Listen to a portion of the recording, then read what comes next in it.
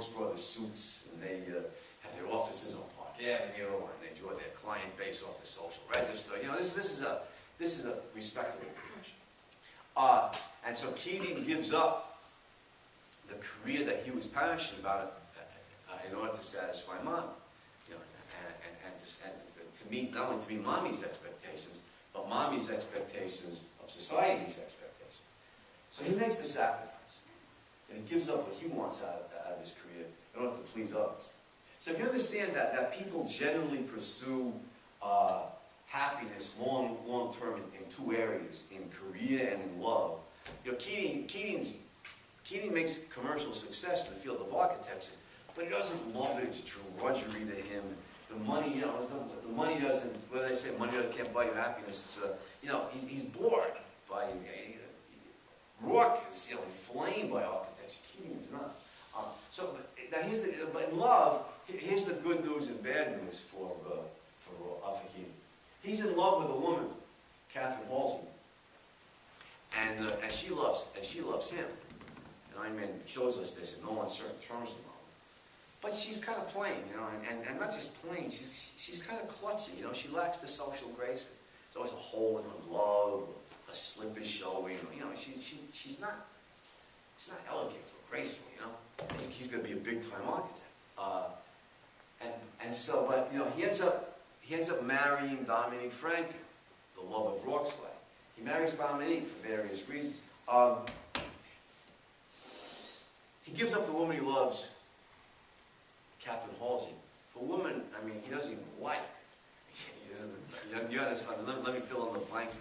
Dominique Franken, Rourke's love. She sees through Keating. Everybody else thinks Keating's this great young architect and everything. Dominique not only sees what a phony, fawning, manipulating, ass-kissing flatterer he is, she says so right to his face. You know, early in the story, Keating proposes to her. She's the boss's daughter. He's working for her dad, Guy Franken. He proposes to the boss's daughter, and Dominique says to him, Peter, if I ever do something truly horrible in life that I want to punish myself for, I will marry you. I mean, that's a guy that Dominique is brutal. I mean, this is her response to a proposal of marriage. You know, you can see why men might be timid to propose to him, and that is their response that they fear. You know, she said, "You are so despicable. You're such a lowlife. If I ever really want to, you know, self-flagellate, yeah, I'll marry you, you little dirtbag." You know, I mean, you know, that's what she's saying to him. And so, you know, you can see, you know, he not only doesn't love her, he doesn't even like her. In fact, she terrifies him. She intimidates the hell out of him, you know, and understanding the source. So I'm confused here.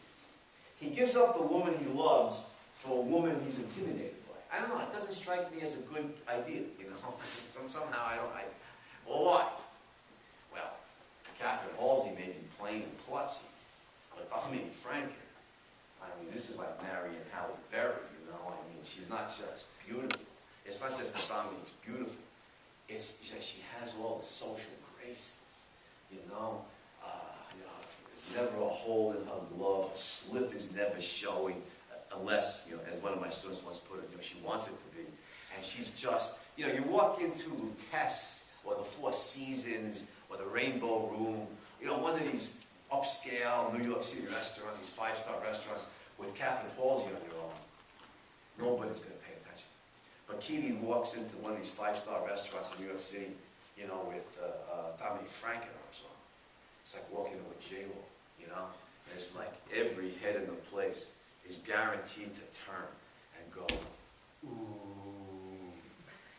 And we have to understand it's for those few seconds of ooh from others that Peter Keating sells his soul. He gives up the woman he loves for a woman he doesn't even like, a woman who terrifies him, because it impresses the yokels. And the whole point of Keating's story in The Fountainhead is this is a cautionary tale. This could be any one of us if we surrender our values to meet the expectations of others. And Keating obviously ends up miserable. How can he be anything but miserable? You know, he's got a career, he's made a lot of money, but his career is just drudgery to him. It's not a career, it's a job. He's got a job which is just drudgery to him. He has no love for it. not even the remotest approximation of what Rourke, experiences of architecture. And he's caught in a loveless marriage. Yeah, he gets the ooh for a few seconds when he walks into Lutece with Dominique Franklin. Then he gets to go home with her, to an utterly loveless relationship. So his life is empty. And he's a wreck before he's 40, as he'd have to be, having surrendered his values. Now this, Rand points out, this is the essence of true selflessness. He's selfless. I mean, and from the conventional view, he would be considered selfish. He lies, cheats, kisses up, fawns over his boss, flatters, all to rise to the top of corporate America. So from the conventional view, that would be, he'd be considered selfish. But Rand's point is look deeper than that.